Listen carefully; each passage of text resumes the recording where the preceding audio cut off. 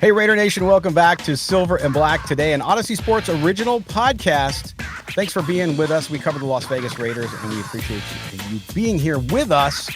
By the way, if you're watching us on video, our video is brought to you by our good friends at BetUS, where you can get an incredible deal right off the bat. 150% sign-up bonus up to $2,000.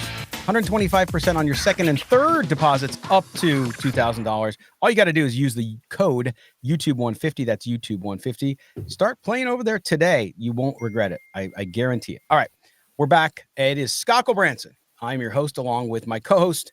That is Mr. Mo Moten. Mo is a senior NFL writer at Bleacher Report, covering the whole dang league. Make sure you catch his work there. Also, if you want to read his stuff on the Raiders specifically, go to sportsnaut.com, where he's a Raiders columnist. You can also catch him on various TV networks, CNN, all over the place. He's just everywhere. He's Midtown Mo, so he's all the places you want to see him. But check him out. Also, make sure you follow him on x.com at Mo Moten, MoEMOTON. I am at LV Gully. The show is SNB Today. We're here to talk about the Raiders. Of course, the Raiders on Sunday lose their sixth straight to Miami, 34-19. We're going to get into that, talk a little bit more about dissecting pieces of the game and what happened in the game. And it is what it is at this point, folks. We know where the Raiders are. The Raiders are in the process of learning what they're going to do in the future. They have deficiencies. They have a new offensive coordinator. We'll talk about how he did. But clearly, Mo, this team is not getting markedly better. We saw some improvement. We'll talk about that in a second. But overall, the Raiders are what they are. And by this time of the year, you kind of know what teams are. And it's going to be a situation, and I keep telling fans, there's going to be positives. And we'll talk about Brock Bowers, huge positive. But it's going to be the rest of the way kind of a pull and push kind of thing here, where you're going to want your team to do well, but not too well, because now the Raiders sit at fourth in the draft order. But it's tough for fans, Mo, to go through this, even those that have accepted it. It's tough for fans to go through this, but I want to start with a little bit of fire, because I love it. I hear this theory that Antonio Pierce is in this big conspiracy plan to tank. And I want to start the show by saying, and I know I've said this before on the show, but I want to say this again at the top of the show for the people listening. You cannot tank when your job is on the line.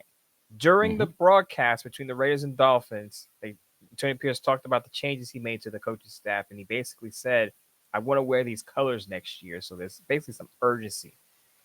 You don't say that if you're 100% safe and you know you're going to be there next year, and you can say, well, we just focus on player development, we can tank. I think a lot of fans had expectations for this team under Antonio Pierce, and when they realized those expectations weren't going to be met, they're coping with the idea that the Raiders can't be that bad. They're just tanking.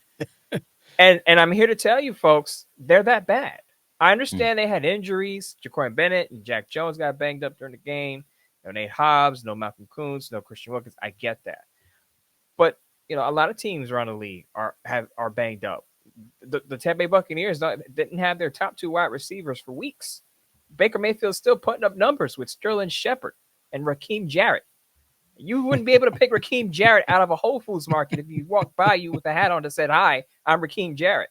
So I don't want to hear excuses about referees. I don't want to hear excuses about injuries. I don't want to hear conspiracy theories that this is all a tank job. The Raiders are a bad football team. And you just have to deal with that reality and hope it gets better in the future. They're going to have a high draft pick. They're going to have new people in Mark Davis's ear, which we'll talk about today, I'm sure. And they have some pieces. We talked Brock Bowers, Max Crosby is still on the roster. You have a foundational piece on the defensive side of the ball who's in his prime, Max Crosby. And you have a foundational piece on the offense side of the ball, as we saw Brock Bowers breaking a rookie tight end record, 13 catches in the game. No other rookie tight end has done that. He's going to be the guy moving forward on offense. So you have these pieces. You're going to have the draft picks. You're going to have the cap space. Now you have to build it up. Yeah, and I think that's the thing, and I'm glad you brought that all up, Mo, because I think the one thing that people look at is we have to talk about how bad the Raiders are. We have a talk show, right? So we have to talk about it, and yes, sometimes I'm like, man, Murph and I on the post game, we're kind of like, and I'm sure you had this on your Bleacher Report Live as well after the game. which is you're like, okay, I'd love to not continue to hammer on this, but it is where you are, right? And so by talking about it doesn't mean we like it. It doesn't mean we're rooting for it. It just means it is where they're at. It's the reality of the situation. It's just like if you covered the New York Jets or you covered the Cincinnati Bengals. Are you going to come on and sugarcoat it and say, oh, no, it's great. No, you have to question everything. Now, the Jets already lost their coach. And so that's a different mess, especially with the Aaron Rodgers stuff and Devontae Adams. Crazy mess there too. But with the Raiders, I think fans were so encouraged and excited about Antonio Pierce and this team going into this year, despite the glaring weaknesses we talked about all summer, including quarterback, including questions on offensive line, questions on defense. And the defense did so well at the end of last year, Mo, that people thought they were going to come out and just light it up and be an elite defense. And we'll talk about the defense. I'm devoting the whole second segment today to the defense because I really want to get into it. But when you look at the Raiders and how they're losing, see, this is where people want to think, oh, you just don't like Antonio Pierce. No, but I go back to Antonio Pierce. I want to share this with you, Mo, our good friend Vinny Bonsignore, and his story after the game. The things where I lose confidence and don't think, and I still don't believe that Antonio Pierce is going to make it or that he's the right choice by what I've seen, is in this game story. He talks about what obviously had a conversation with the coaching staff and the players. And this is how the paragraph opens. And I want to get your reaction to this, because to me, this goes to the heart of coaching and preparation, which is his responsibility, by the way. It says, quote, "The Raiders didn't believe Tua and Miami were disciplined enough to move down the field with short gains. They also thought the Dolphins would make a mistake at some point, whether it was a turnover or a critical penalty. The Raiders were wrong. The only Miami possession that didn't result in points started 45 seconds before the end of the first half." So I look at that, Mo, and I say to myself, okay, I understand Miami, last year they went a huge number of yards going long, Tyreek Hill, blah, blah, blah, blah, blah, blah. But you have to prepare for a team. And to me, you could see the Dolphins, especially with the quarterback coming back and actually them missing some pieces with their running game, the fact that they have running backs who can catch the ball out of the backfield. It's shocking to me that you're surprised that the team did that. And that you, in essence, got out coached and didn't prepare your team for what they saw. This is what I said a few days before the game. I knew it's out there that Tyreek Hill is playing with a torn ligament in his wrist. So he's not the same explosive Tyreek Hill we used to see. Right. I said that I'm more worried about Devon Achane, Raheem Mostert, and Jalen Wright than their wide receivers. I'm more worried about the Dolphins being able to run the football effectively against that Raider defensive front. That's what, and Jonnu Smith. I said also, because with Tyreek Hill's injury, Jonnu Smith is going to have a bigger role, and he's had a bigger role since Tua Tagovailoa's come back from that third documented concussion. So if I'm reading the scouting report on the Dolphins, yeah, I'm keeping an eye on Tyreek Hill and Jalen Waddle for the explosive plays, but I'm more focused on don't give up chunk plays on the ground and keep an eye on Jonnu Smith. And what happened on Sunday, Scott? Jonnu Smith goes on to have the best game of his career. Yeah. Over 100 yards and 2 touchdowns. Devon Achane is running for chunks of yardage in the first half mostly. Mm-hmm. And they're just moving the ball, moving the chains. So I'm thinking, if I knew this as a writer, as a person on this show and multiple shows, did the Raiders not know this? Did the Raiders not know that Jonnu Smith was a big part of their game plan? Because you can talk about the injuries that the Raiders had in the secondary. Sure. But you don't think Jonnu Smith has played against injury-riddled defenses before? Why is it that he had his best game of his career? And Jonnu Smith has been in the league for 8 years, by the way. Jonnu Smith has been in the league for 8 years. So he's played against bad defenses. He's played against injury-riddled defenses. He's played against defenses that don't have a number one corner. He's played against terrible defenses. But he had his best game of his career against the Raiders on Sunday. Yeah, that seems to happen a lot. But that's the thing too. You talk about Tua Tagovailoa. Listen, in the comments in that same game story by Vinny from Coach McDaniel saying, "Look, yeah, because Tua's problem was with turnovers, right? Trying to force things. We've seen the same thing with Gardner Minshew. Since he's come back from his injury, McDaniel has told him, don't force things. Let them come to you. Take what's available." That was public knowledge too, by the way. And if you watched last week, the Miami Dolphins, that's what they did. Okay. It wasn't exactly the same game plan they had against the Raiders, but pretty close. And so that's where the disconnect for me is there, right? And I'm not just here to pick on the head coach because there's other things at play here. Okay, I get that. But I think that when you look at the Raiders and you look at, again, the reasons they lost, I'll start going through some of those. Costly penalties, again, right? Early in the game, it set the tone. And for whatever reason, Max Crosby was there. He got that unnecessary roughing call on the opening series, big one. Then Chase on adding later on, they're 3rd and 20. So your defense is actually playing well. You have the Dolphins exactly where you want them, and you get a defensive holding call, right? So not only, it's not the number of penalties necessarily, it's the timing and the seriousness of them at the time. So on a 3rd and 20, okay, that you can stop momentum. They couldn't do that. And to me, that was a huge deal. And yes, losing Ja'Cory Bennett, losing Jack Jones, that's fine. But that doesn't result in penalties, right? That doesn't make you force penalties, especially if they're players that are not the replacement players. It wasn't like they had guys come in who were getting all the penalties who were just bench players. No, it wasn't that. That wasn't the situation with what the Raiders were doing. And so to me, again, this goes back to preparation and focus, right? And Antonio Pierce talked about it after the game too. He said, look, execution, I mean, everything in the NFL is execution, but also just making sure that you do what you're supposed to do. And this Raiders team now 11 weeks in, to me, Mo, we'll talk about some of the improvement in offense in a second, but to me, overall, the overall team and that kind of focus, how you want to see a team come out and gel and look prepared, they don't look any different than in week 1, 2, or 3.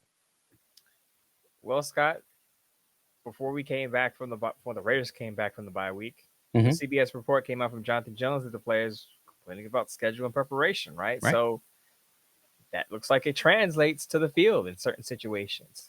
And you brought up a good point about the penalties. The penalties have nothing to do with injuries on this one.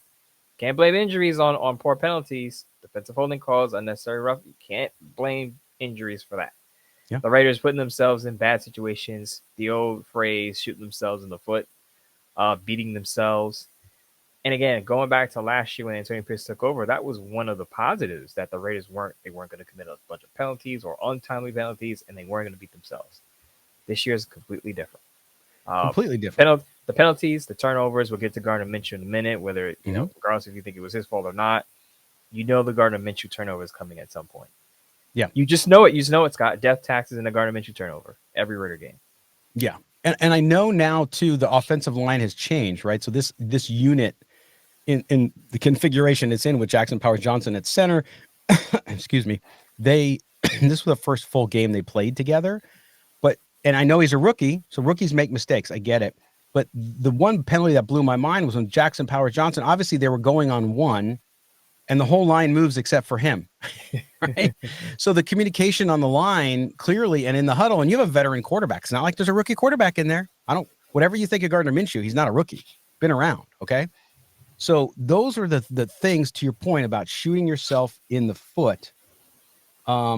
It blows my mind. And I think that we could talk about the offense, and we'll get to Gardner Minshew too, but offense, there was some improvement. Was it enough? No. But you saw them 328 yards of offense, 8 of 14 on 3rd down. Good. 2 of 2 on 4th down. Good. They were more efficient, Mo, except when it came to, that pesky little area from the 20 in called the red zone. Yeah, that one.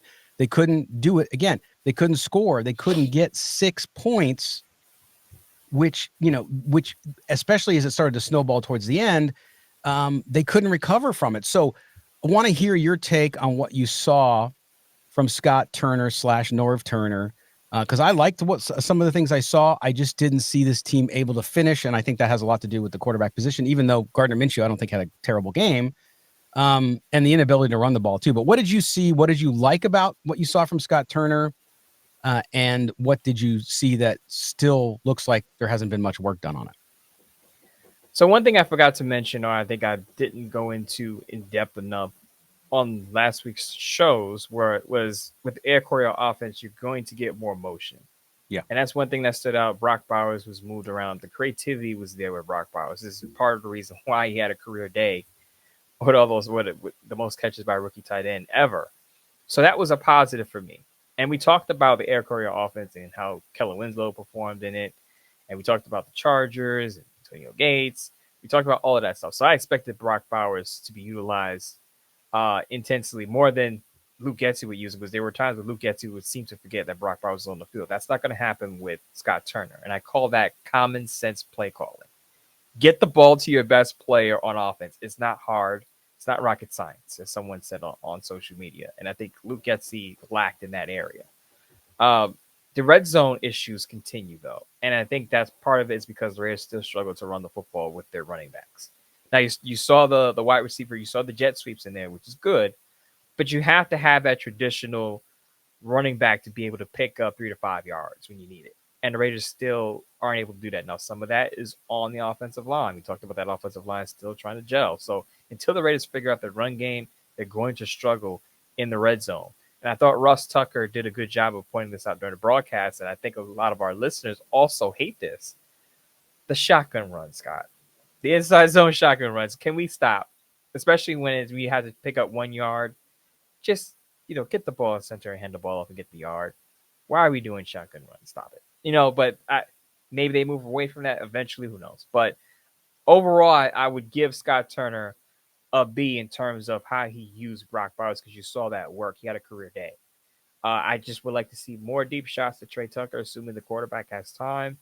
And the Raiders have to find a way, and I know I'm going to sound like a broken record here, but the Raiders have to find a way to get some production out of the run game with their running backs.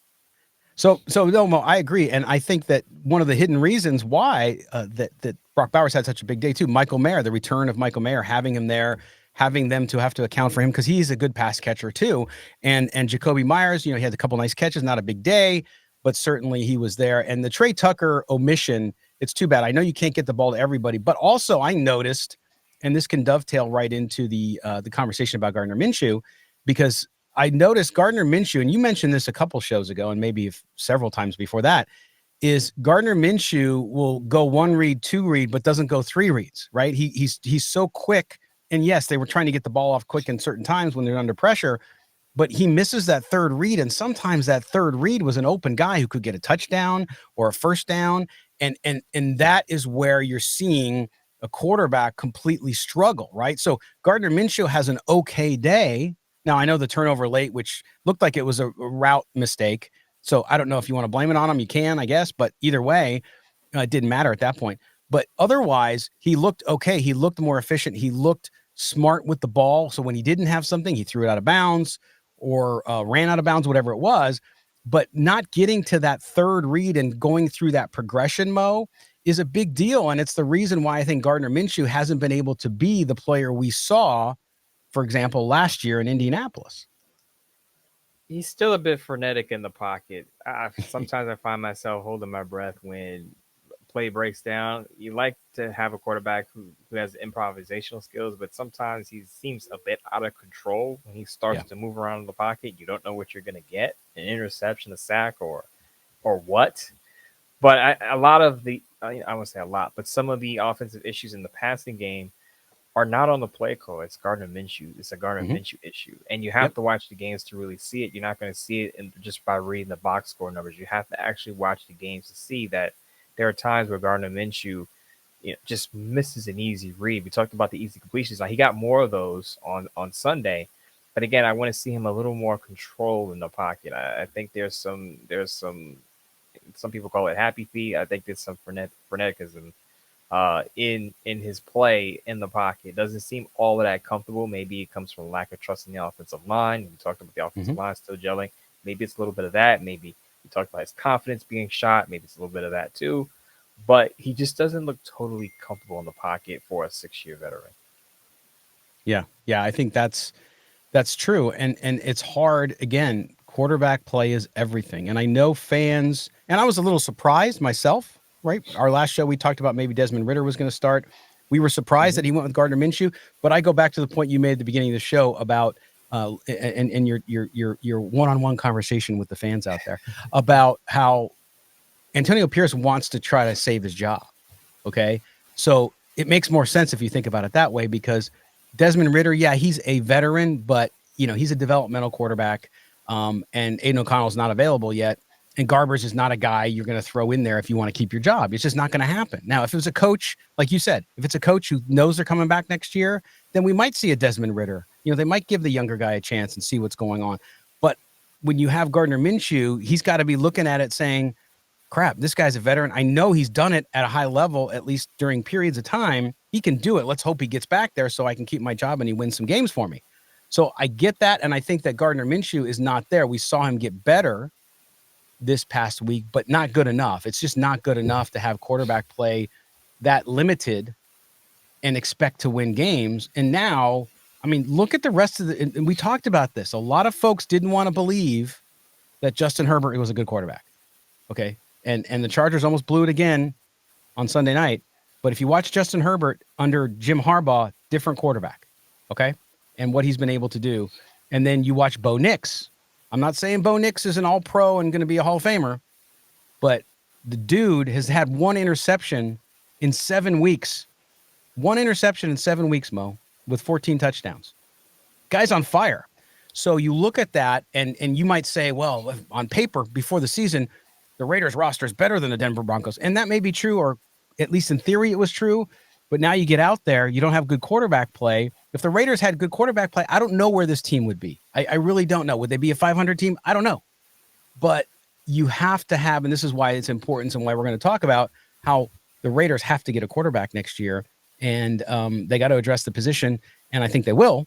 But I would expect Gardner Minshew, no matter what happens, I would expect him to go the rest of the way. Maybe when Aiden O'Connell comes back, maybe he plays. I don't know. Scott, you got the Chase Garbers peanut gallery excited when you mentioned Chase Garbers. It would be Carter Bradley. They got the posters up on the wall. I'm waiting for the first jersey. I'm waiting for the first jersey picture because Raider Nation loves their player jerseys. So I want to see if anybody does a Chase. If somebody does a Chase Garber jersey, I will put you on the air. Well, this year it would be a Carter Bradley jersey. That's right. With him on the practice squad. But what I will say about I can't keep track of my fourth string quarterbacks. What I will say about the Raiders quarterback position within the division, and I said this about the head coaching spot, they have to approach the quarterback and head coaching positions with an open mind, because you're in a division with Andy Reid and Patrick Mahomes. Everyone knows who they are. Super Bowl champions. You mentioned Justin Herbert looking better under Jim Harbaugh, and Jim Harbaugh has a strong resume. We had Jim Harbaugh as the number one head coaching candidate this past offseason. Sean Payton and Bo Nix, he's got Bo Nix playing pretty well, lit up the Falcons. He's had consecutive very good games, and I think Bo Nix is going to have more good games. Someone on the show was saying, Bo Nix could be a pretty decent pro. I don't know who it was. Probably a guy that lives in Brooklyn, New York, but that's neither here nor there. But just to put that out there, just to lay that out there for the fans out there, are you going to go into 2025 with Antonio Pierce and his coaching staff, the way he built it, being what happened this year with his coaching staff, having to fire 3 offensive coaches and a rookie quarterback, and be confident that they can match up with Reid and Mahomes, Herbert and Harbaugh, Nix and Sean Payton? Again, it's going to be a tough division for anyone who steps into it, or if Antonio Pierce keeps the job. But you have to make sure that you're on at least close to that level. Because if you're not, you're going to get rolled every year, because it's a quarterback coach league.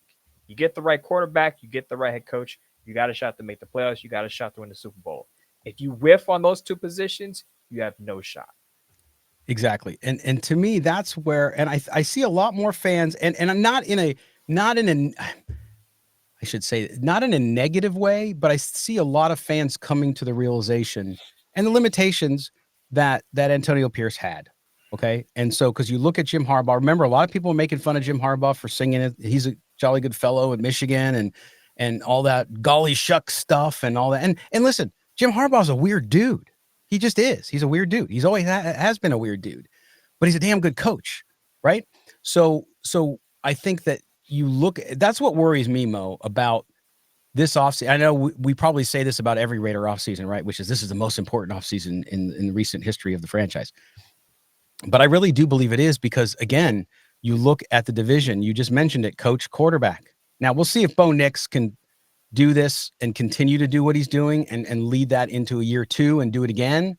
But you can't wait and see. And you can't hope that, well, I hope just Bo Nix fails and the Broncos get worse. No, everybody's going to try to get better, right? And so to me, the Raiders are in danger of falling so far behind.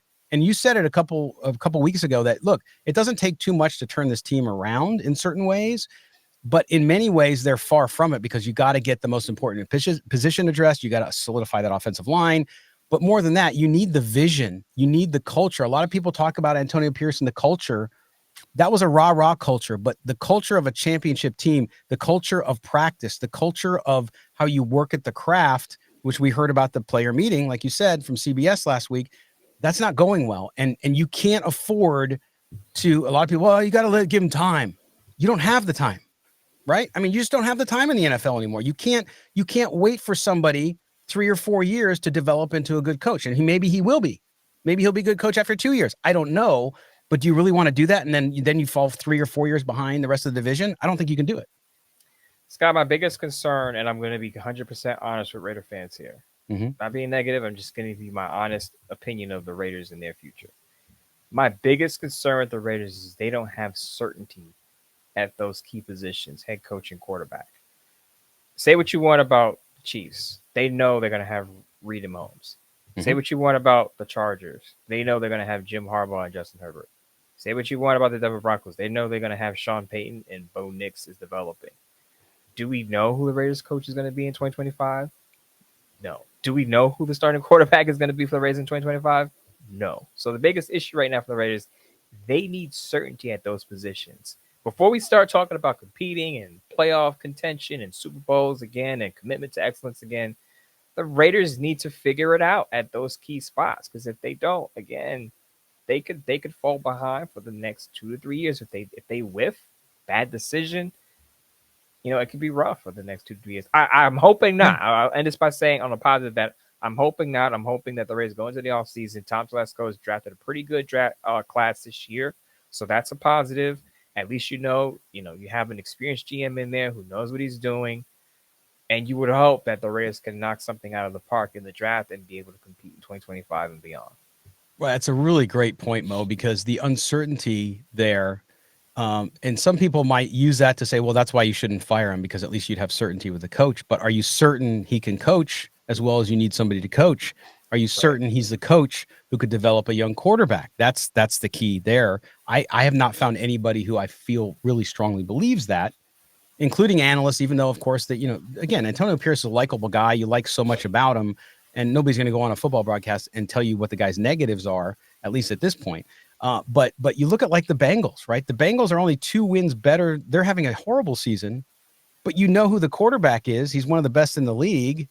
And the coach, Zach Taylor, he's certain there. He's safe. He went to a Super Bowl 2 years ago, right? So 3 years ago. So you know what's going on there. You figure, well, if the Bengals address their needs next year, they could turn it around quickly, and suddenly they're a team that's competing for an AFC championship again, because you have that certainty, right?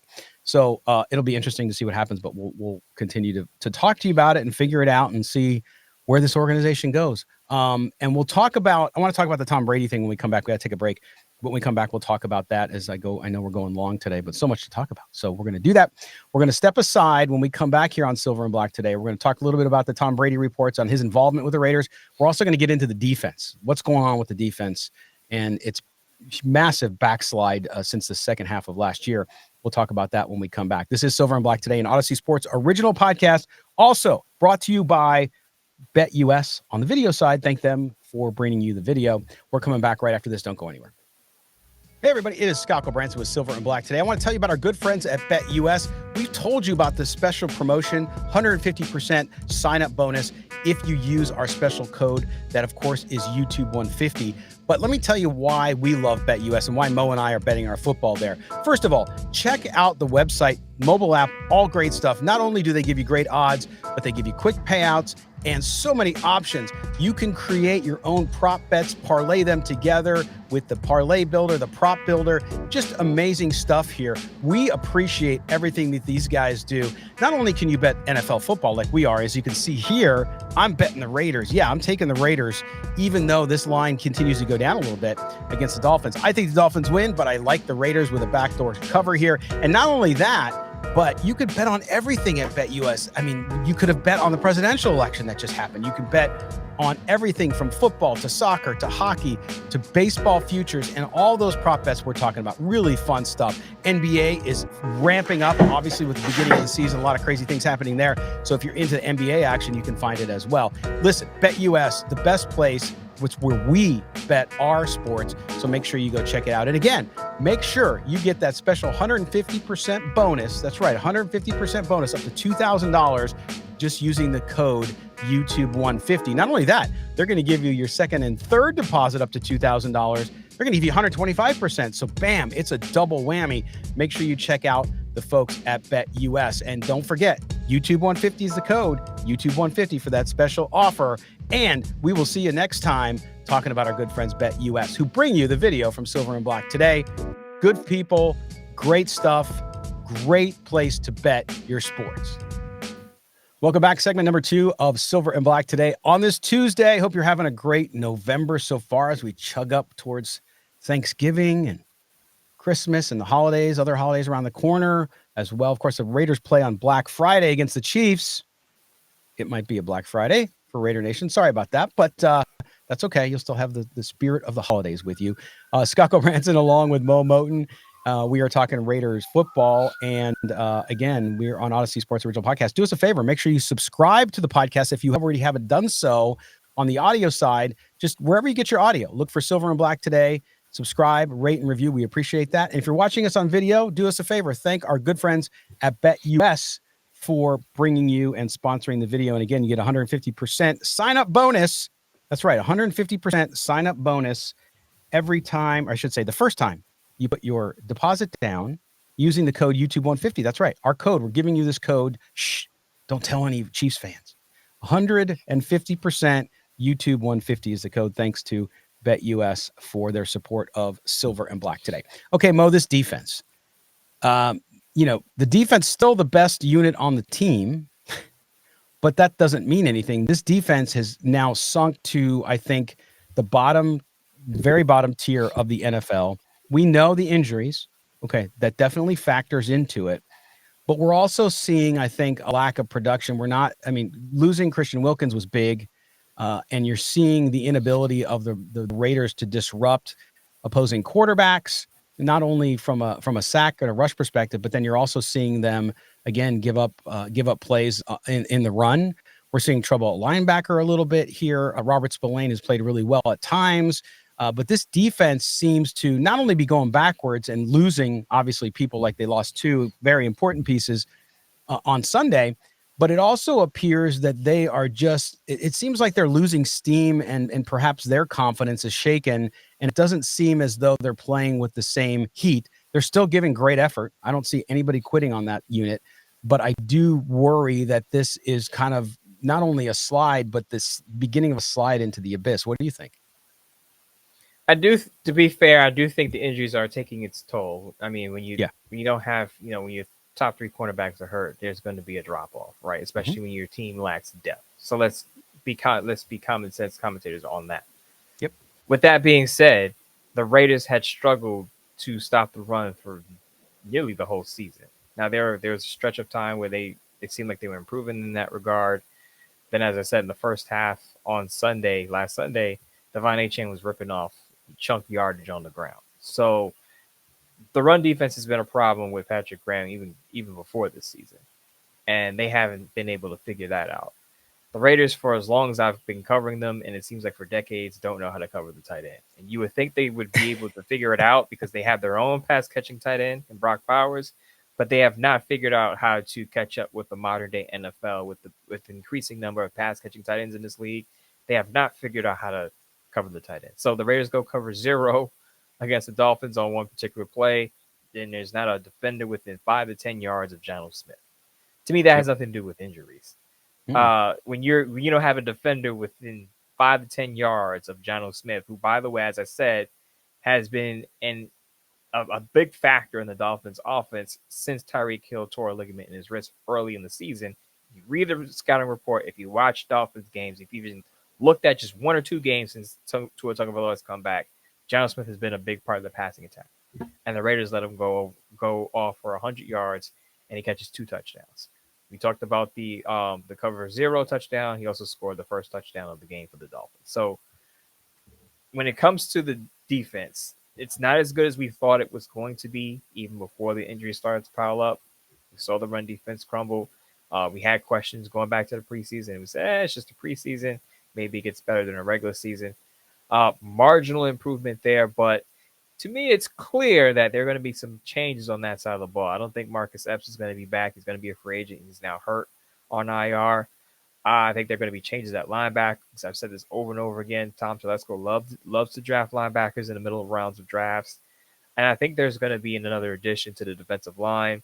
I have questions whether Tyree Wilson is going to be with his team beyond this season. I know there were some, discussion about does he get traded before this year's deadline. I feel like you give him a full year healthy before you start to judge him harshly. But as Vic Tafur said in the offseason, he said Tyree Wilson was going to be a big factor. And to this point, I mean, he's had some good plays here and there. He showed some marginal improvement, but he hasn't been a big factor. So going into year 3, keep in mind, Tom Telesco did not draft Tyree Wilson.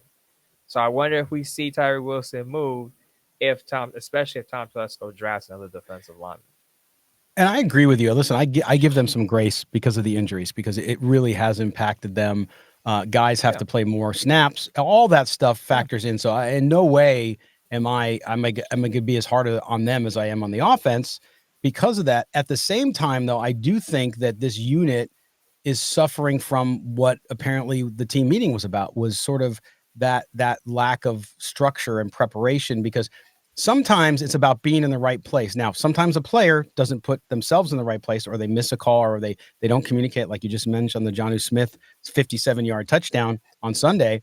But other times there are players and your coaches are putting you in position to not make the play, right? So you see that too with this. I don't know what happened between last year and this year.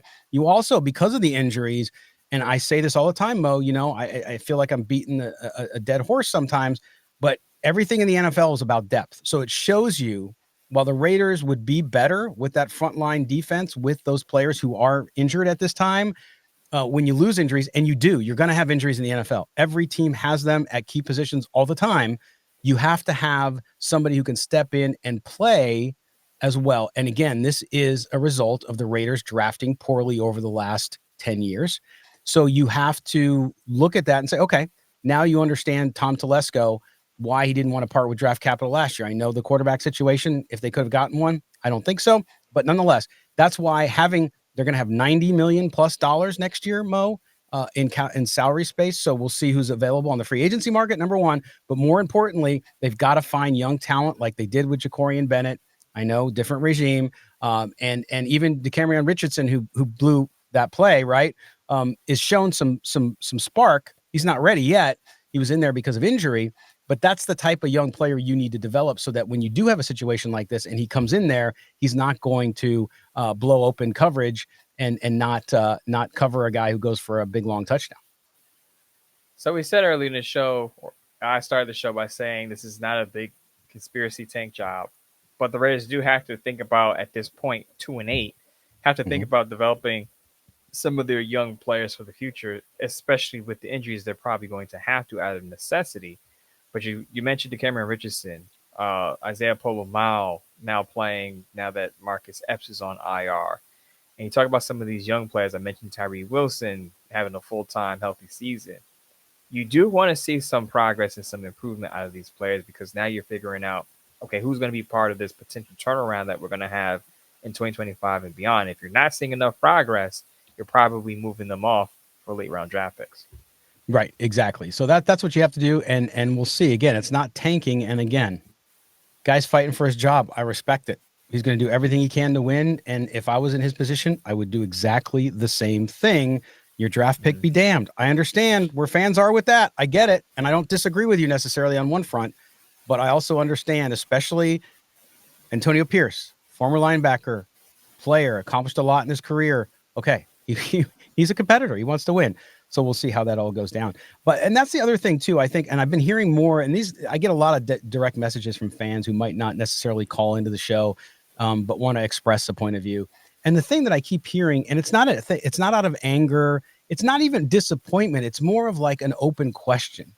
And that is sort of like, hey, the one thing I loved about when the coaching change happened and Antonio Pierce took over was the identity, right? The identity. There's team identity, how you play, there's team identity, how you talk, there's team identity, how you prepare, all that stuff. And over and over again, Mo, the messages I'm getting are that it's like, man, what happened to all of that, right? Because even if we're losing and we were that way, even if we were losing and we played with incredible physicality and we were just roughneck guys on the field, okay, yeah, it still sucks that you lose, but at the same time, I could feel like, okay, this is Raider football. At least they have a sense of identity, and once they get the talent to put into that identity, it's going to roll. And we just haven't seen that. Do you have a theory? I don't have one. Do you have a theory for why that is and why all that stuff that we heard from Antonio Pierce and from the players too, frankly, who went to bat for him, just hasn't materialized? I don't have a theory for it, but what I do see is that he's not as aggressive and as you thought he was going to be. I think the talk that Antonio Pierce has is very aggressive, and it's what you want to hear. Maybe that's part of just getting the fan base excited to watch the football team. Sure. But when you look at some of the decisions that he's made, some of the times that he's gone for it or not gone for it, sticking with quarterback Gardner Minshew, it's very conservative. Yeah. It's not aggressive. It's not what do you have? It's not a what do you have to lose mentality. Let's just empty the bag now because, we may not be here next year. It's more of a conservative approach. And I'm wondering if that comes from the senior advisors on his coaching staff. So that's my theory, that maybe the reason you're seeing a more conservative version of this team, you have Tom Coughlin is there. You have Marvin Lewis on staff now. You got a bunch of senior advisors there who are from the old school approach of kick the field goal, don't be aggressive on fourth down. Don't make any major changes. It's more of an old school football team than a new school. Let's just take a chance here and live with the results type of feel. Well, and if you remember, even though they had some good years, obviously with Marvin Lewis, if you remember when he was the head coach of the Bengals, he was a defensive coach too, right? But if you remember, part of their issue was that and so I wonder, now that you brought that up, I wonder if that, to your point, because he does have those senior advisors to help him, and I wonder if that leaks in. And that's to me, that's the danger. Look, I'm an older guy. I don't dismiss people with experience who've been through it. I mean, they have incredible value. Okay. Yeah. But the game has also changed. And so, there's older coordinators out there and coaches who have adapted. Andy Reid's one of them. Okay. You look at that and I think there is a big deal there. I also wonder too, we talked about earlier, the run game, Mo, since we're talking about offense. Clearly the Raiders, look, Alexander Madison's a nice change of pace back to come in to spell your top running back. The Raiders clearly need to go find a running back. I think in the draft, one, and probably another veteran to see who's out there. Look what the Texans did getting Joe Mixon, right? I mean, it was a good acquisition for them, and he's done very well for them. So I think that running game is partly the talent they have at running back or lack thereof. And we know that Zamir White just is not, good kid and everything like that, but just never going to be the guy you need him to be. And then you have the scheme. So you get the right scheme in there and the offensive line learns that scheme, and you make sure you have the right talent up front. But this running game is not, I don't think there's any way for it to get significantly better between now and the end of the year. So you look at that, you agree with that? What else is there something else they could do, Mo? I don't see it from my standpoint. I think it's all about time. We talked about the offensive line building chemistry. I think if that offensive line toward the end of the season plays enough games together with the same 5-man unit, you may see moderate improvement there, because remember, the run game is not just the running back, although we usually focus on the ball carrier. Yeah. But it's how the offensive line is able to push back that defensive line and give space to that running back to get those yards. So I think I'm not giving up on the run game yet. No, that sounds like a crazy thought, in week 11 going into week 12. But with more chemistry up front, I think you can get moderate improvement. Now, is Alexander Madison going to all of a sudden look like Adrian Peterson? Is Zamir White all of a sudden going to look like the running back we saw last year in the last 4 weeks filling in for Josh Jacobs? I don't think so. But can they just average 4 yards per carry? I'm not asking for a lot. Just average around 4 yards per carry, and I think you'll get better results, as I said early in the show, in the red zone. To me, the best teams in the red zone are usually teams that run the football effectively. And usually the teams that struggle in the red zone are teams that struggle to run the football. Right. But in absence of that run, Mo, and this is where I was disappointed in the lack of use of Trey Tucker, because why not have those little swing wheel routes? If you can't run the ball, do the short passes, right? And see if you can break those open. You know, if you get Trey Tucker in open field, they did it with Brock Bowers, right?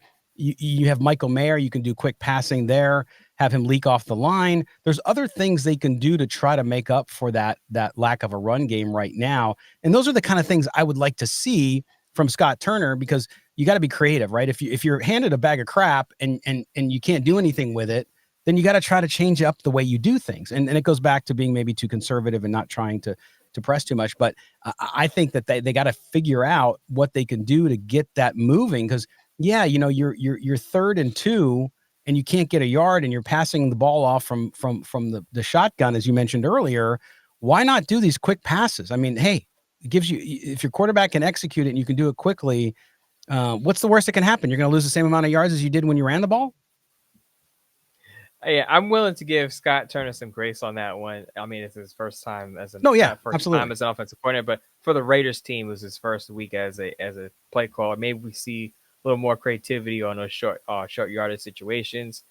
I do think that we could see marginal improvement, because we did see the wide receivers get involved in the run game, as we saw with Luke Getsy for like 1.5 weeks of the season when he was the interim. It works if you have problems running the football, you know, giving the ball to your speedy wide receivers, because the Raiders have speed on the perimeter. DJ Turner, Trey Tucker, they have speed at wide receiver. So maybe they can use some of that speed to get some of that yardage on the ground to make up for the lack of rushing yards with their running backs behind that offensive line. Yeah, 100%. And like you said, I mean, it was Turner's first game. And remember, too, Gardner Minshew threw 50 passes. You talk about Air Coryell numbers, 50 passes. Like at the end of the game, I'm looking at the stat because I follow the live NFL stats, you know, and I'm like 50. It didn't seem like 50. You know what I mean? It was interesting, but they threw the ball a lot. So I give them credit. Clearly they knew they couldn't run it. So why you had to pass it. And I'd like to see, with a few more weeks. Plus, remember, the team didn't practice that week that they were off either. So there was no time. I mean, maybe some guys did some homework, but there was no time to institute or to really get with that unit. So Scott Turner with a full unit this week. It'd be interesting to see how it happens as well. By the way, I did like even though I kind of made fun of Bring Your Dad to Work Day and all that stuff with Norv Turner, I did love when they had that nice play to Bowers, and Norv Turner looks over at his son, and because they captured it on camera, and says, "Good job." It's kind of funny to see that. But as a father, I understand it. You'd be very proud of your son when he does good things. So stuff. All right, we're going to take our final break here on Silver and Black today, the Tuesday edition. We come back. Guess what? It's time for you. It's time for the Raider Nation Mailbag, which is now the Raider Nation voicemail for the most part. So if you'd like to take part in that, by the way, you should do it. I had somebody ping me the other day, say, "Hey, I missed the number on the show last week. What is it?" And I will tell you, it's always available in the descriptions of the show. But if you want to call in for the next show, 702-900-7869. It's 702-900-7869. And share with us what you think. You got a question, a comment, a rant, that's fine. We try to keep, we'd love for you to keep it around 2 minutes or less. But if you really got to get something off your chest, the voicemail goes up to 3 minutes total, and then it cuts you off. So please do that. 702-900-7869 is the number. When we come back, we're going to get to that. And Mo and I will talk about also a little controversy happened at the Raider game. We'll talk about that a little bit too. A third rail we'll touch barely when we come back here on Silver and Black today. An Odyssey Sports original podcast covering the Raiders. Also, our video brought to you by our good friends at BetUS. Make sure you check out BetUS, and we will be back right after this. All right, it's that time to hear from you. That's right, Raider Nation on the Raider Nation Mailbag. where we take your phone calls, we play your voicemails. If you want to text us, you can do that too. The number's on the screen below. If you're watching us, and if you're watching us, it's because of the great people at BetUS. We love BetUS. Mo and I working with them. We're betting all our football there. And by the way, Mo, you saw, not that it was a hard thing because I really believed it and was all gung-ho about it, but I took the player prop. We tweeted out the player prop numbers. I know you did too as well from BetUS. Brock Bowers over 53.5 yards. Duh. Doubled it. And over 1.5 touchdowns, right? And he got 2. So. Bingo, pay me. There you go. And by the way, we want to get you extra money. So if you go to BetUS, if you don't have an account there, go now. 150% sign-up bonus up to $2,000 on that first deposit. And because you're so special to us, you're going to get 125% on your second and third deposit, also up to $2,000, using the promo code YouTube150. That's YouTube150 at BetUS. Start playing today. Get this exclusive offer. Again, BetUS, where the games begin. All right, Mo, speaking of beginning. By the way, other touchdown was Samir Abdullah. The second touchdown was Samir Abdullah, by the way. Sorry, yes, Samir Abdullah. Thank you. There you go. There it is. Anyway, but yeah, we tweet out images from BetUS, by the way, for Raider props. But if you just go get an account, guess what? You'll get it. You'll see it. You'll see it there. It's great stuff. They have a prop builder, by the way. Very cool. Check that out. You might have seen it in the commercial earlier in the show. But anyway, okay, Mo. So there was a little bit of controversy. I totally missed it. Didn't pay attention to it. Was getting ready for our post-game show. Didn't realize. And so I'm going to pop this up here. This story, I think, is from Sporting News, but it's been covered everywhere. Brock Bowers did the Donald Trump dance. And apparently a reporter asked him about it from USA Today in the post-game. And the Raiders, allegedly, I didn't see this. I'll have to go back and watch it. I guess they don't have it on the website. Allegedly immediately ended the media availability when he was asked about the Donald Trump dance. Okay? Which I know what it is because I watch college football a lot, Mo, and there was college kids doing that dance, that goofy dance, which it is just goofy. It's weird. It's kind of nerdy. But anyway, he did it, and he said here, where is it? I'm trying to find it here on the story. I'm probably making everybody dizzy out there. But he said he had seen John Jones from UFC do the dance, which he did the other night in front of the former and future president. But Bowers said, I've seen everyone do it. I watched the UFC last night, and John Jones did it. I like watching UFC, so I saw it and thought it was cool. Okay. So this is just crazy to me because I haven't seen him get a ton of criticism over it. But obviously the reporter picked up on it. And again, we saw, I think the 49ers did it last week. And then there was a couple guys, who was it with the Tennessee Titans? I forgot the player's name, did it. And then I saw, I don't know, maybe 10 college kids do it this week. College kids from all over, different conferences, big conferences, small conferences, everything. So it's kind of taken on the kind of meme-ness, right? This meme culture that we live in. But it's weird. We just got through this contested political season. And to try to drag the player into it, I know he did the stupid dance, but I don't know, even if you despise Donald Trump or if you love Donald Trump, either way, I don't know why people get so upset and feel that this is so newsworthy, especially when it's been happening for 2 weeks.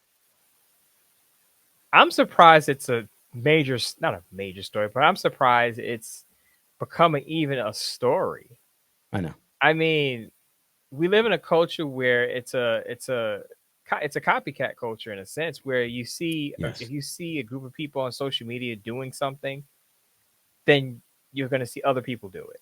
So live in a time where if you have I don't know if you remember, Scott, during the pandemic, it was like the whatever challenge, the silhouette challenge, and everyone does this whatever silly video of them in a red light silhouette video.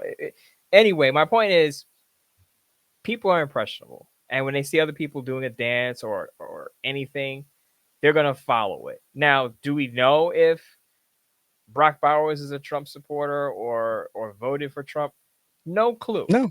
Maybe he's just doing the dance. But in my from my perspective, I don't care either way. I do know, out of respect for other people, that there are some people who really do care, because I get the DMs from people saying, I can't believe such and such did this in favor of Donald Trump. I remember when Gardner Minshew and Max Crosby took a picture with Donald Trump, and there was a lot of social media outrage over it. I didn't see as much outrage over Brock Bowers' TV celly with the dance. I didn't, maybe because I wasn't as active because I was doing a Bleach Report show, but there wasn't as much angst over it. Maybe there are some people who missed it. Remember, it was an early game. So maybe some Raider fans are checked out.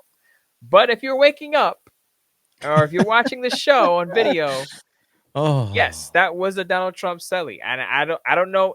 I'm not gonna tell people how to feel about it either way. But I will tell you, for me, I don't care. Well, to me, here's what's interesting, and you hit on the most important fact here, and this is the reason I brought it up, right? Because we don't talk politics on the show. We don't care what your beliefs are. Some of you like to share them with me in private messages, and I respect that, whether I agree with them or not. I'm totally fine with it. I believe in people having the right to feel the way they do, like you said, Mo. But in this case, it's like, remember when Bosa with the 49ers went on the field after the game in a hat, right? It was clearly a political hat. This was not that. And again, I saw kids from all over the country in college doing this over the weekend. You're not going to tell me all of them voted for Donald Trump, right? Or that they did it because it's him. This, to your point, the meme culture, what you see online, the copycat culture.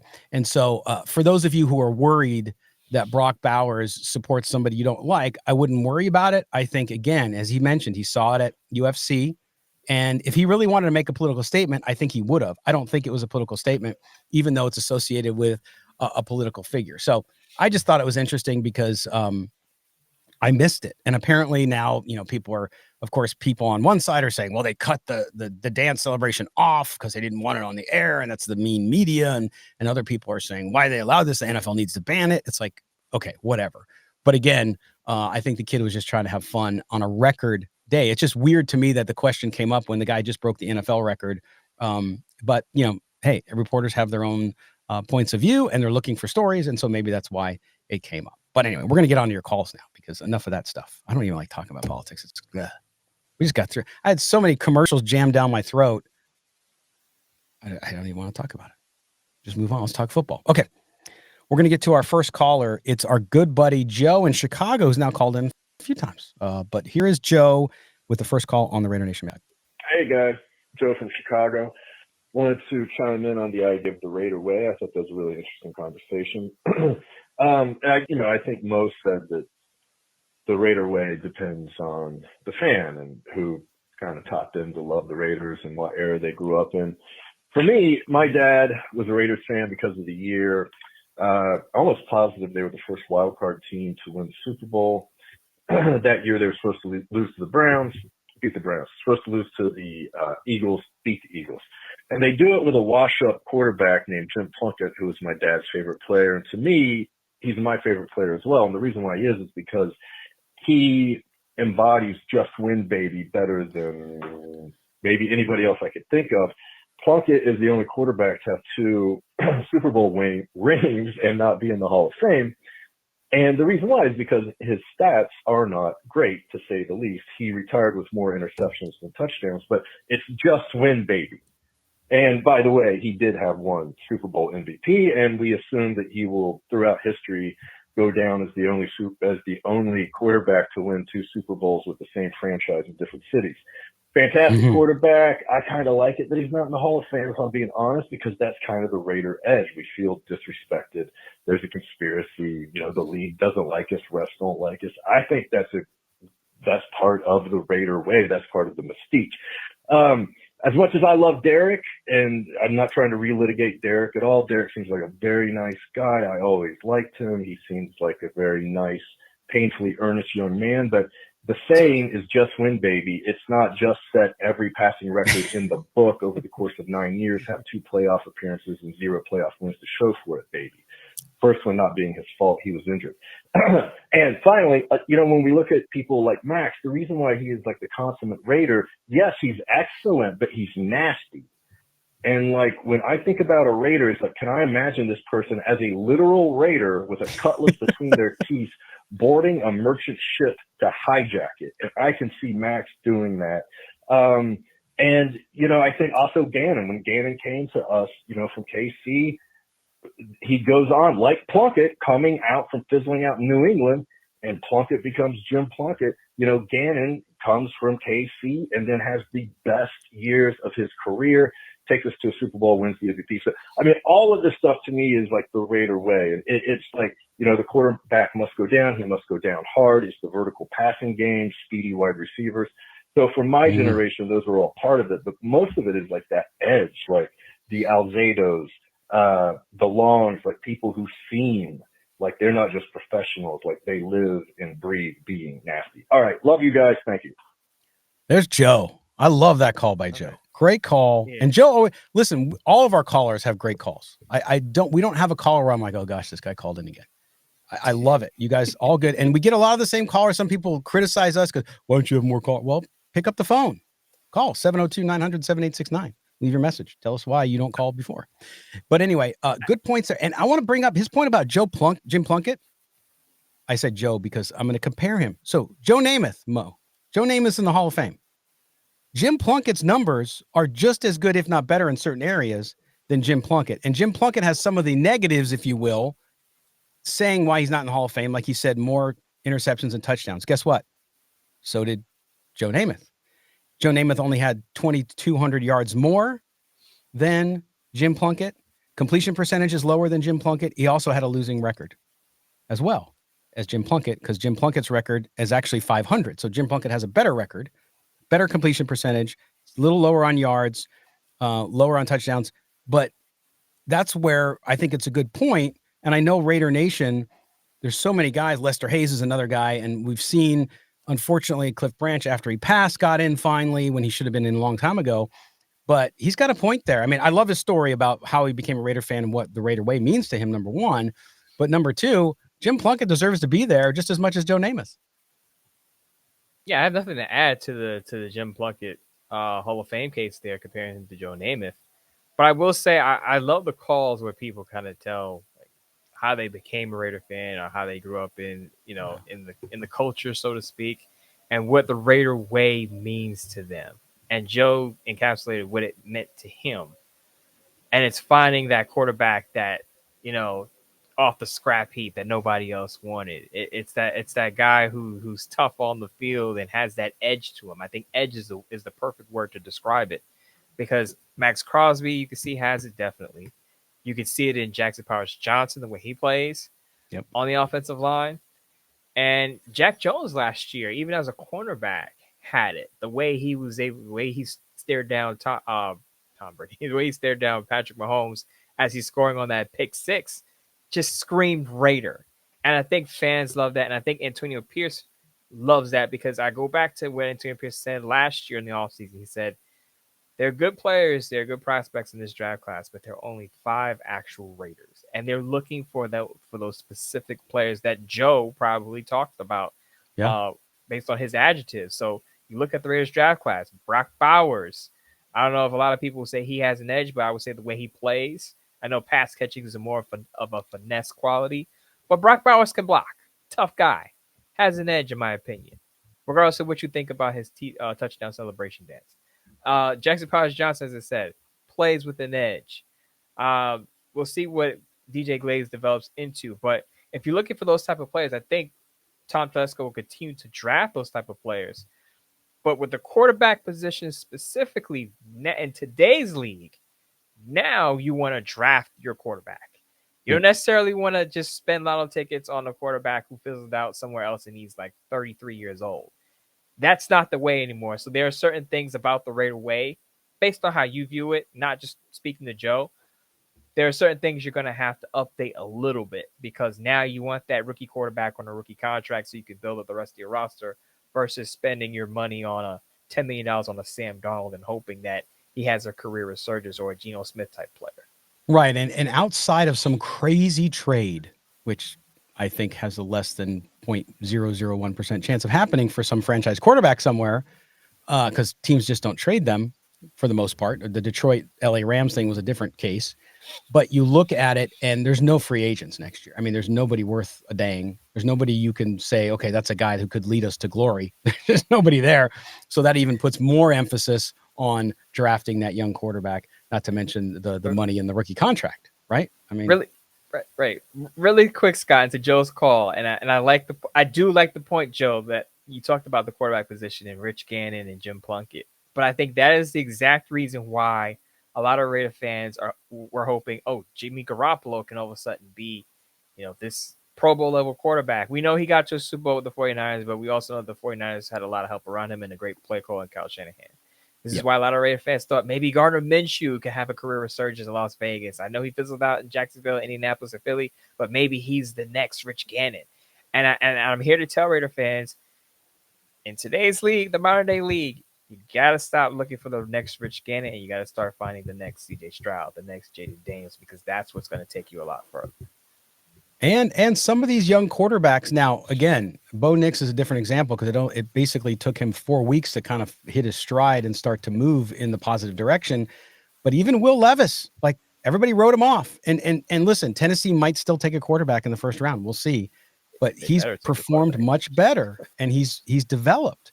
And so we have such a short trigger. And Rich Gannon, I don't know if you saw this a couple weeks ago, Mo. Rich Gannon did a little video. I don't know. I mean, when he talked about how the NFL does such a poor job of developing quarterbacks.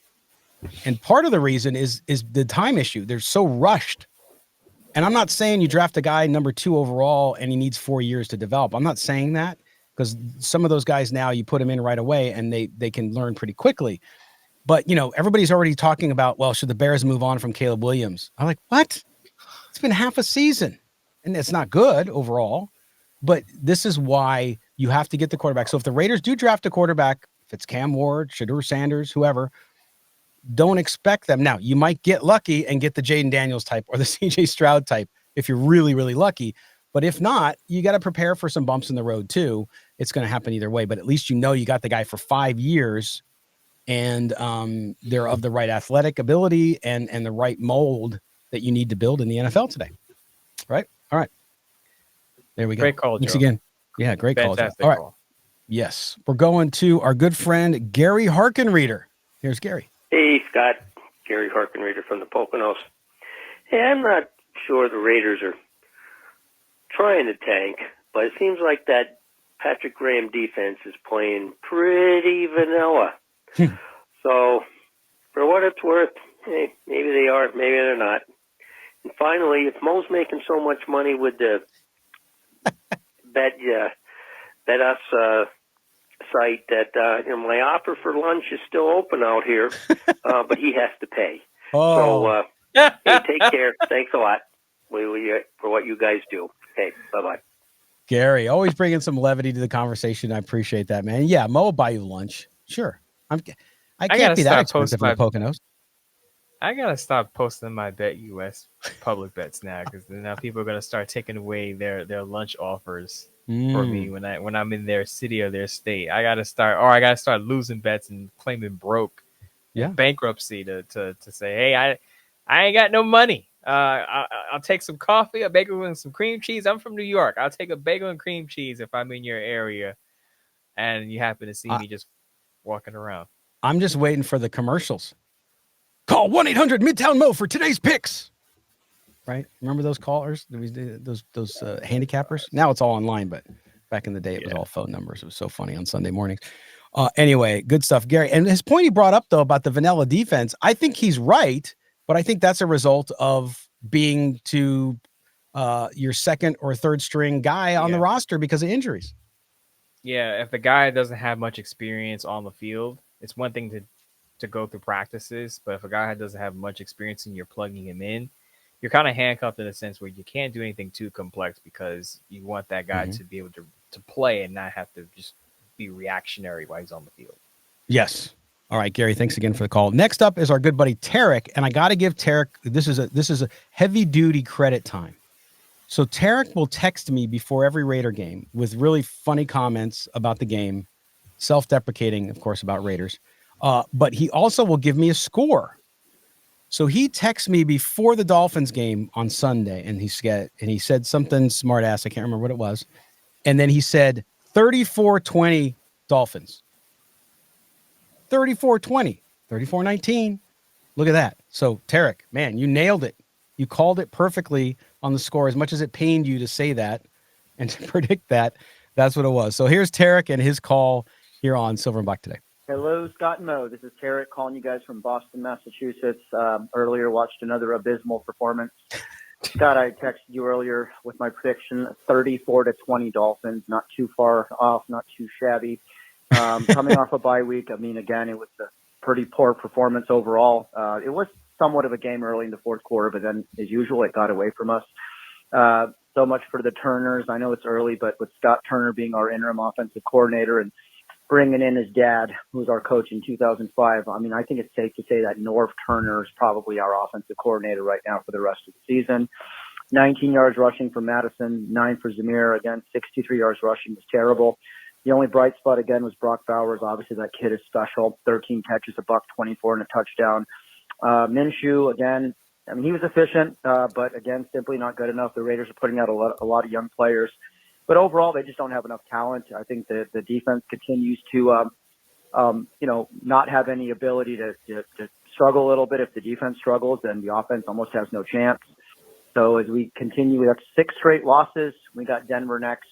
Good luck with that. Even though it's in Vegas, they lambasted the Falcons today. Last time I checked, it was 38-6, and the quarterback is having a career day, Bo Nix. So we get closer and closer to that number 1 overall pick.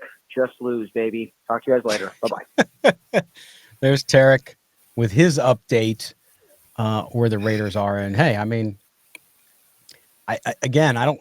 It's not a tank. It's just, yeah, when you're injury riddled on defense and the defense is going backward and your offense doesn't have the quarterback to pull the trigger when you need it to be pulled, this is the results you're going to get. So I think at least, as Murph says, you're relieved of high expectations the remainder of the way. Can we get Tarek an account with BetUS since he's calling out the correct scores? Because there's a big payout for that. There's a market for that, Tarek. If you want to get down with BetUS, let me know. We'll get you an account manager and set you up. We'll hook you up, and Mo will only take 20%. Gotta get my cut, Gotta get your cut. All right, we're going up to the Pacific Northwest for PNW. Here he is. Hey, Scott Mo. It's PNW up here in the Northwest. Beautiful, kind of beautiful day. Lots of rain, some breaks, lots of foliage on the ground, and we have a king tide too. So you guys can Google and look that up, what that means.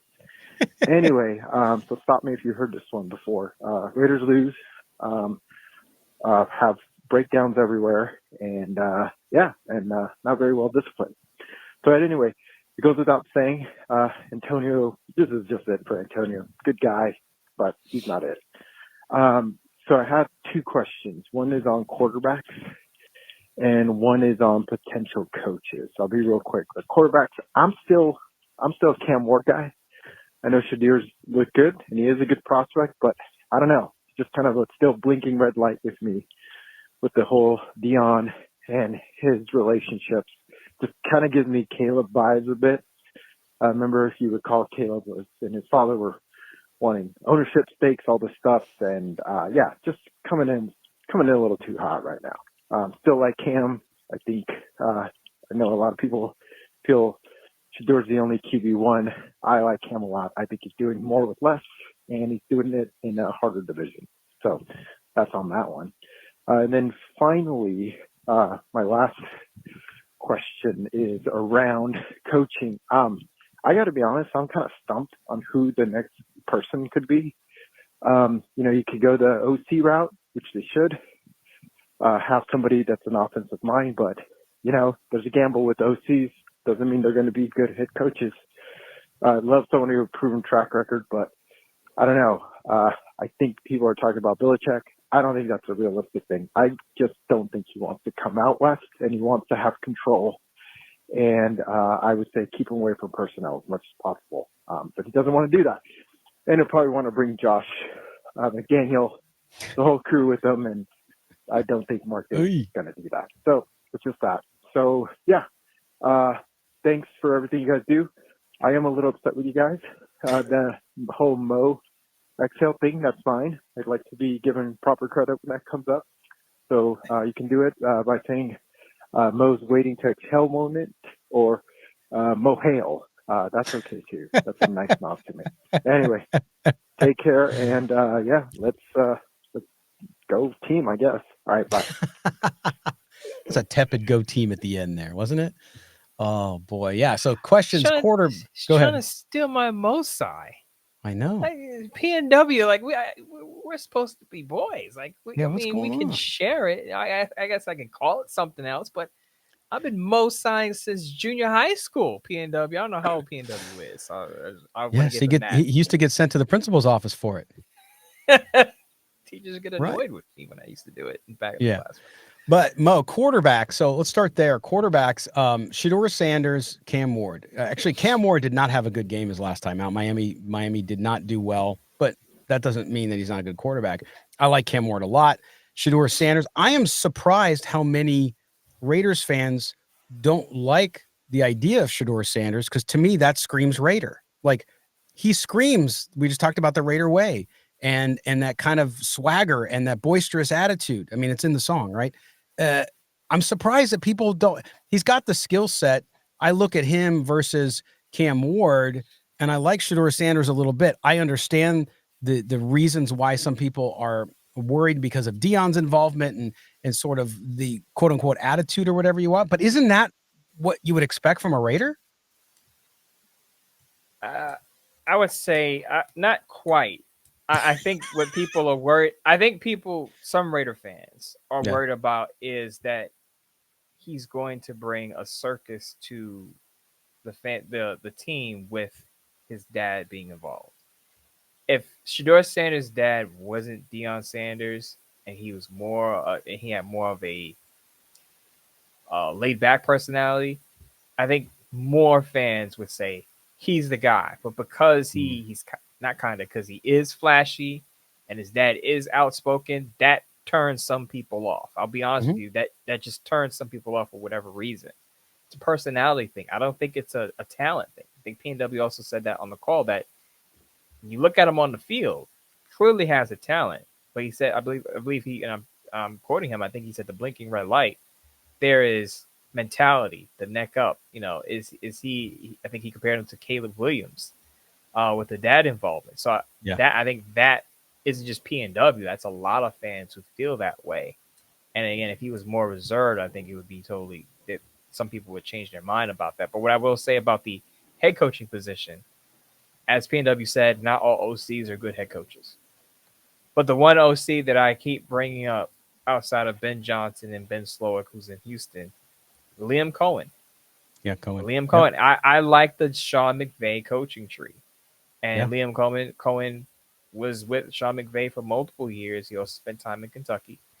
But I go back to what he's done this year. I know Baker Mayfield was good with Dave Canales last year, but the Buccaneers lost their starting 2 wide receivers, and usually you expect an offense to crumble when that happens. You lose 2 Pro Bowl wide receivers, not just your starters, they're Pro Bowl level players.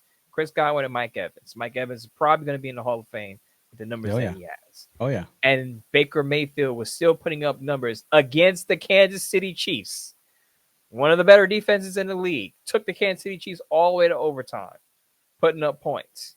And for me, that tells me that you have a good play call, that it's not just about the players on the field, that the play call is quality. He can make chicken poop out of chicken salad. The real saying. I won't say it on the show because there are kids listening. But Liam Cohen could do more with less. And I think the Raiders need a head coach like that who's also going to call plays. And we didn't talk about it earlier, and I meant to, but I'll bring it up now here during the mailbag before we get to the next call, which is we talk about possible Raiders looking for a coach, which isn't certain yet, but trending that way. And then you look at quarterback, and that is the continued reporting, and this comes from good sources, not internet rumors, that Tom Brady is going to be heavily involved with Raider decision making when it comes to football. Now, we don't have any verification of that yet. Because again, the rules that the NFL set down, he can't be a broadcaster and do this. So I don't expect there to be any clarity on that issue until the offseason, right? Because he's got his gig with Fox, and I think he'd have to walk away from it if it's possible, because the way I've read the rules. But Mo, when you think about that, and Tom Brady coming in, and maybe even a Richard Seymour, he's also an owner now too with Tom Brady, a small percentage.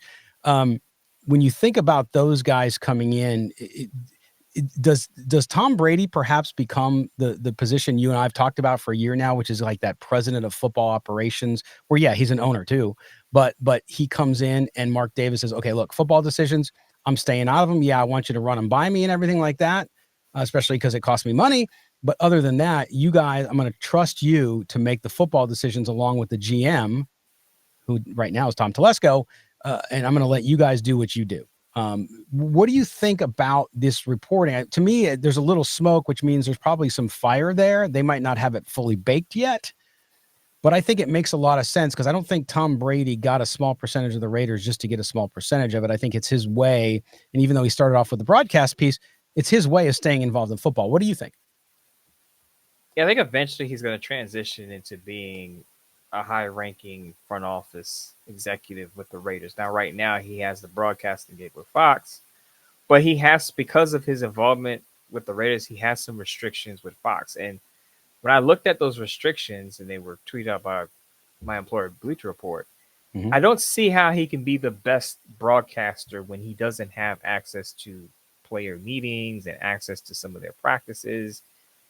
You just can't do the job to the fullest with those restrictions. And I think eventually he's going to have to make a decision between, do I want to be a Fox broadcaster, or do I want to help run a football team and lead the team to a Super Bowl? And I think the itch in him, being a 7-time Super Bowl winner, he's going to want to do it as an executive. Think about that. He would be the most winningest player in terms of Super Bowls. And then he could possibly lead a team as an executive, maybe to multiple Super Bowls. And he'll go down as probably an NFL icon to do it as a player and an executive. Now, other guys have done it too, but Tom Brady in the modern time, and with the history he has against the Raiders, with the Patriots, we all know about that game. I won't talk about it. But just the story behind it, the pathway, the rings he's already won, and to go to the team that we talk about, that game that I won't speak about, that would be something that you make a 30 for 30 about. Oh yeah. Guy terrorizes an organization with the arguably the most controversial call in playoff history, and then becomes a minority owner and executive, and then wins Super Bowls with that same organization that he tormented in that game. Well, that the rest tormented in his favor in that game. It would just be a wild story, and I think that he looks at that as, man, I can go down in history and do something that no one else has done before. That's right. And I mean, you look at John Lynch in San Francisco, right? Because you could say, well, what experience does he have, Tom Brady have, except for playing football and being one of the greatest? And we've seen other people do it, like beloved Matt Millen of the Raiders, who went to Detroit and had a rough time, right? Was there for a while, but didn't have a lot of success.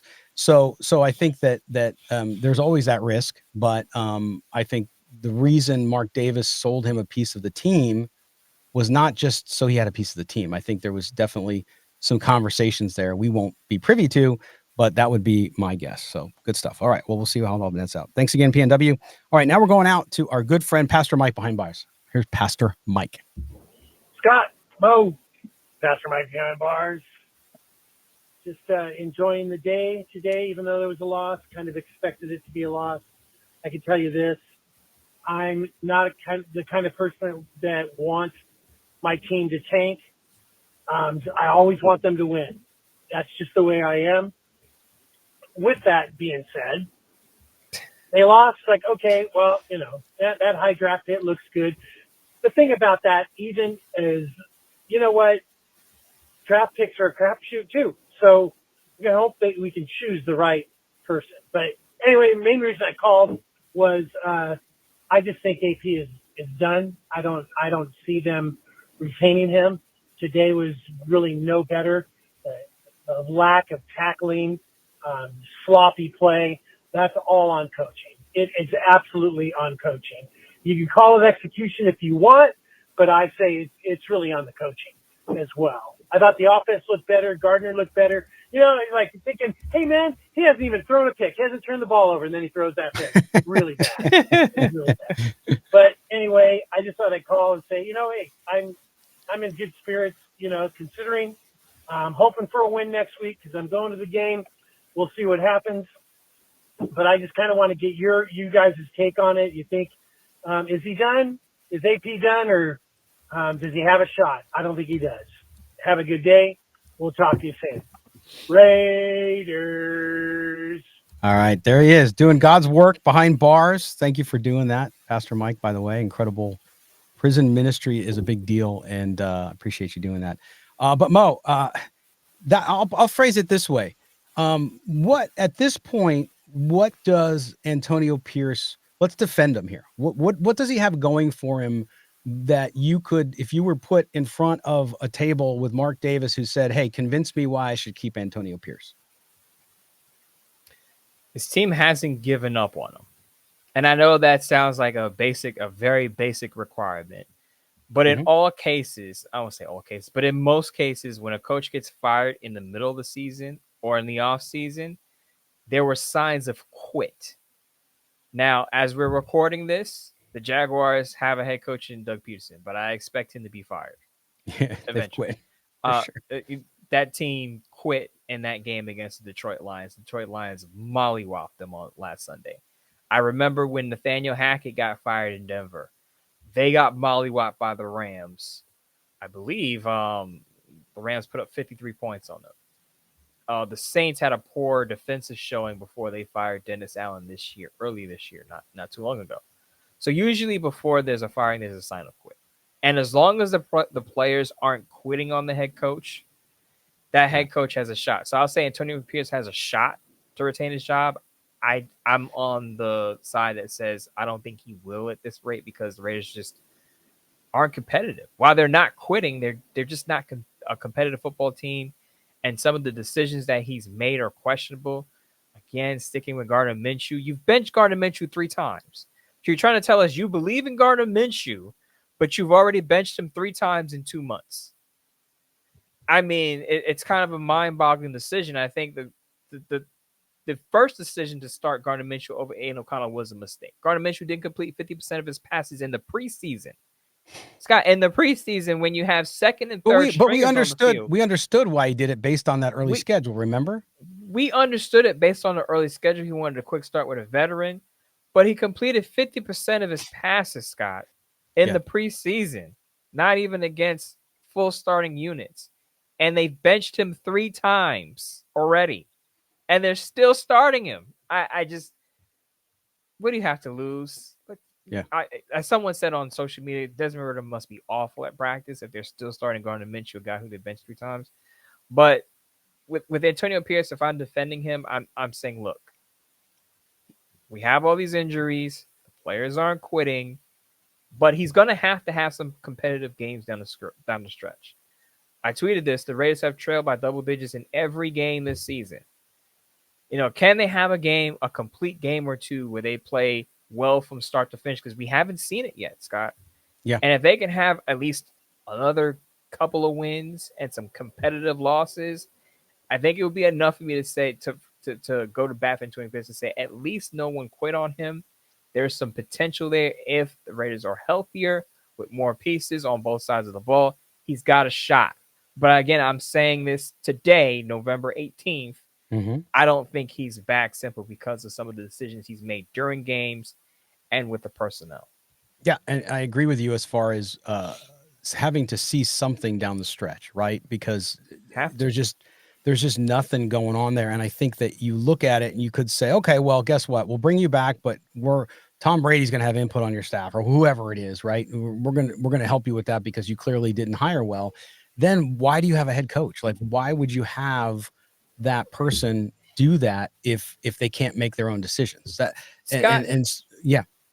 Really quick, not to cut you off, but if you have to hire someone else to oversee doing your job, you don't need that person. Then just have that person hire the head coach, because if you're going to have Antonio Pierce be the head coach, let him be the head coach and build his staff. If you're going to have someone pick his staff, then he's clearly not the guy. Yep, absolutely. Okay, there you go.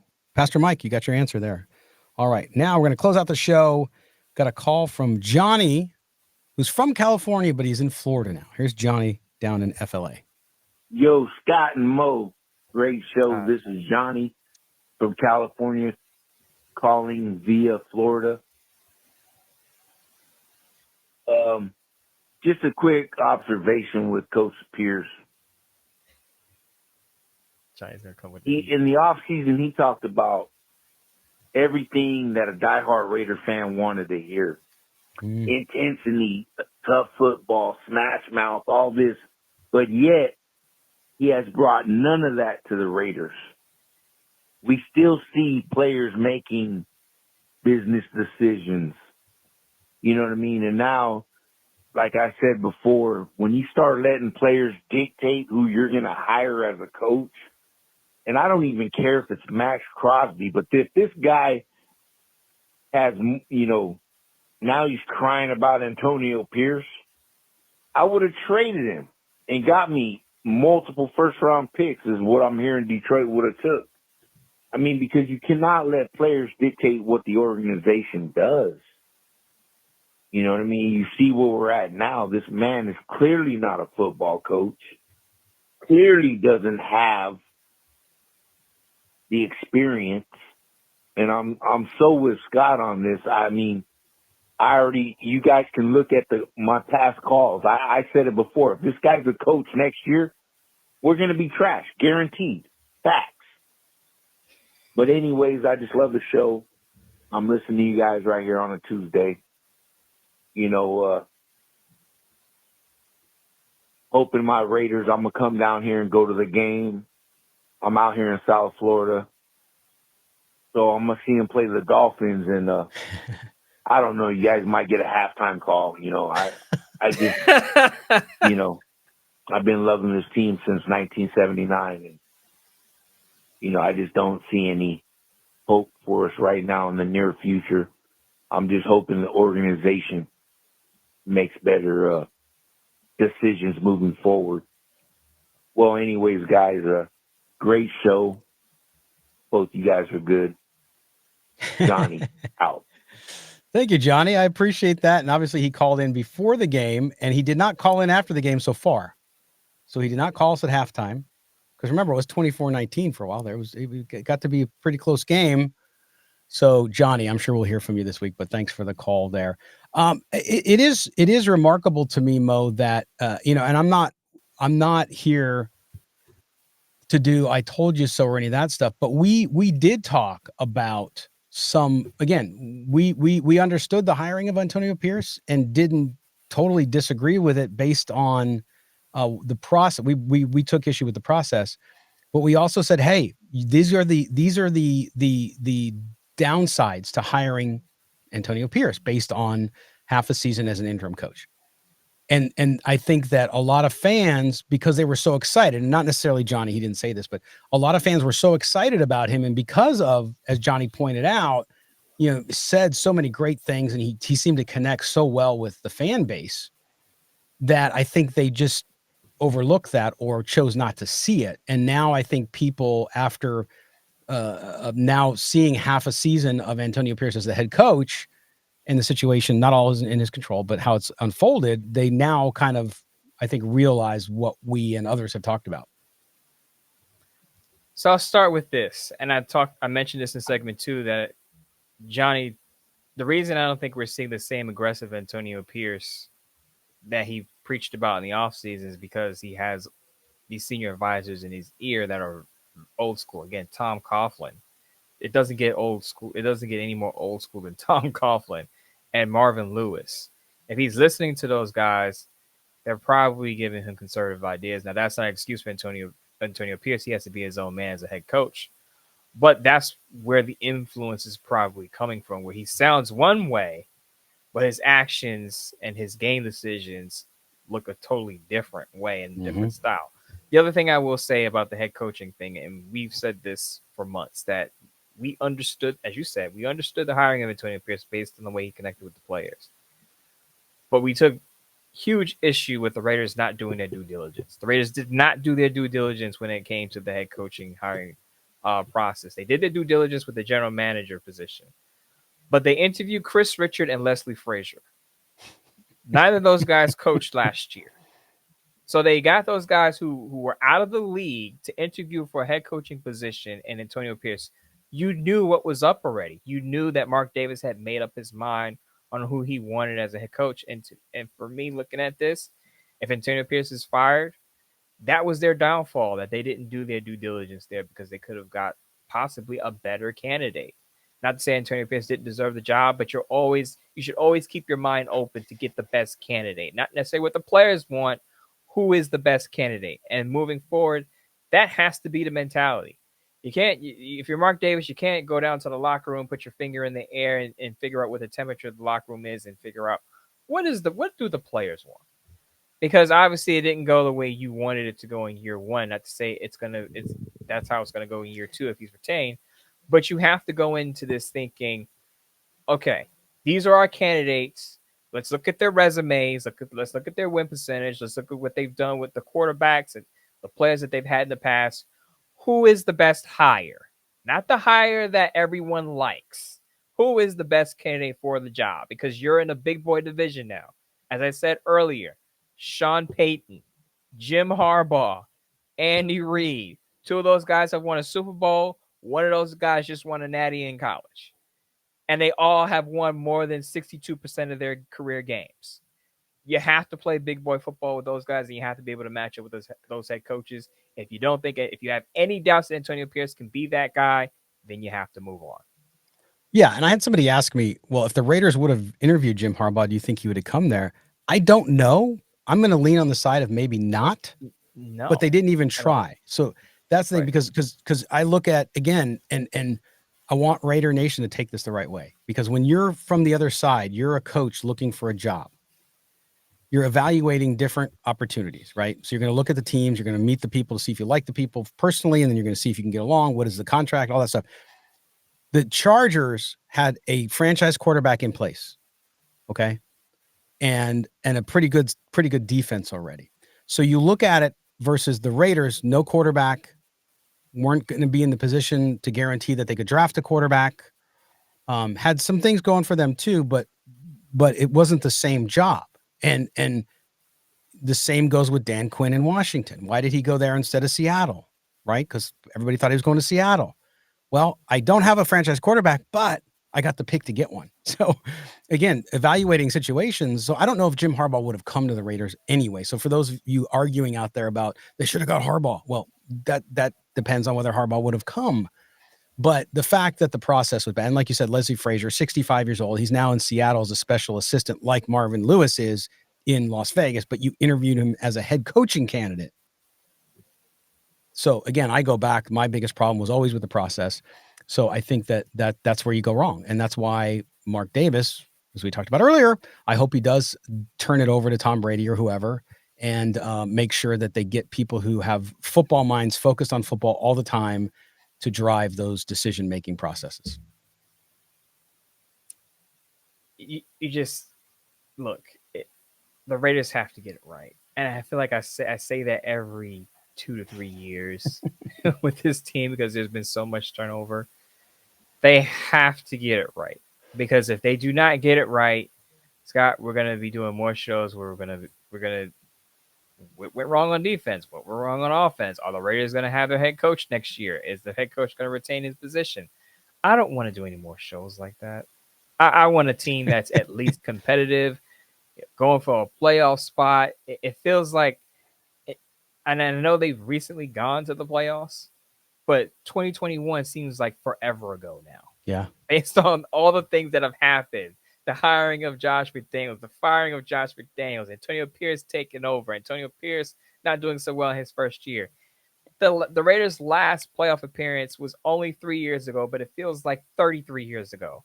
Yeah. Based on all the things that have happened. And remember that team, Derek Carr, Darren Waller, right. Hunter Renfrow. Right? So, yeah, so much has changed so quickly and not in the right direction per se. Now, again, you talked about Tom Telesco. I see a lot of people hammering Tom Telesco, and I'm like, look, over the Minshew thing. I'm like, again, if you go back, we talked about it on the show during the summer, out of all the free agent quarterbacks, almost every single list, including my own, had Kirk Cousins 1 and Minshew 2. Because then you had Jacoby Brissett, some of those other guys. That was it. So you weren't going to sign Kirk Cousins for that kind of money. So they signed the second best quarterback they could. Not saying that it worked out, because it hasn't. But you go back to that decision and you go back to, of course, the draft, which I think he's done a pretty good job so far in the draft. So it's incomplete, though. You have to see what he does in year 2 and what he's able to do about this quarterback situation. Because, frankly, his career as GM will be, I think, determined in the next year on what they do with the quarterback position. Because not only do coaches die without a quarterback, but so do GMs. You're absolutely right. And some fans would probably say they could have gone with Sam Darnold. But just remember that Sam Darnold has a high-quality play caller in Kevin O'Connell, who was under Sean McVay, again, coming from that Sean McVay coaching tree. If you don't have the play caller, that quarterback who you get out of free agency is going to look so good. And that's goes back to my point where I said Gardner Minshew in Indianapolis is not going to look the same as Gardner Minshew in Las Vegas with Luke Getz's offensive play caller. I said it a million times. And people still didn't listen. And now we're seeing Gardner Minshew still turn the ball over. And by the way, Mo, you're right about that, 100% about play caller.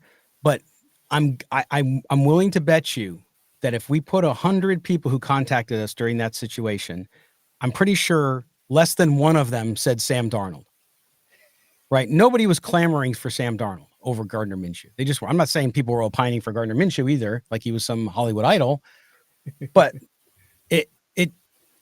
it's in retrospect. It's rearview mirror. You can say, oh, well, yeah, he's done well now, so we should have signed him. Well, you didn't know he was going to do that well, and he's got a good play caller. So, yeah, interesting stuff. All right. Boy, we went long today, man. We're an hour and 40 minutes or so. Giving people their money worth, right? I don't know what to say today. We also got a treat coming up for them too. So we do on Wednesday's show, or excuse me, Thursday's show. I'm losing track of the days. Thursday's show, Mo just teased it. Look at that. I love it. Brian Baldinger. Baldy's going to be back with us. We're going to talk to him about the Raiders situation, get his intake. He's always upfront, brutally honest. I just remember him being on last season, Mo, and what did he say? You got to get the quarterback. You got to get the quarterback. So we'll ask him about that again and see if he was in charge of the Raiders this past draft, what would he have done? Could he have done anything? We'll get his perspective, but it'll be great to get Baldy back on the show and talk to him. Mo, let everybody else know what you got coming up. We sit here on Tuesday, 3 days left in the week. Let people know what's going on. Got a sports night piece coming up. I let the people on my Bleach Report Live decide what I'm going to write about this week, what I may talk about on Wednesday, 4 p.m. Eastern Time, 1 p.m. Pacific, over on the Bleach Report app. Broncos week. Broncos will be going for the sweep over the Raiders. Give me your topics, MOEMOTON on Twitter. What do you want to talk about besides quarterbacks in the draft, besides head coaching candidates? We'll save that for December. What about this season do you want me to talk about and write about over at Sports Night? I'm leaving the floor open for our listeners and people who support me on social media. Also, we'll be, as you teased it, we'll be back on Thursday with Brian Baldinger. Baldy always has great things to say. I'm sure he's going to love and talk about rave over Brock Bowers. I'm sure of it. I'll bet any money on it.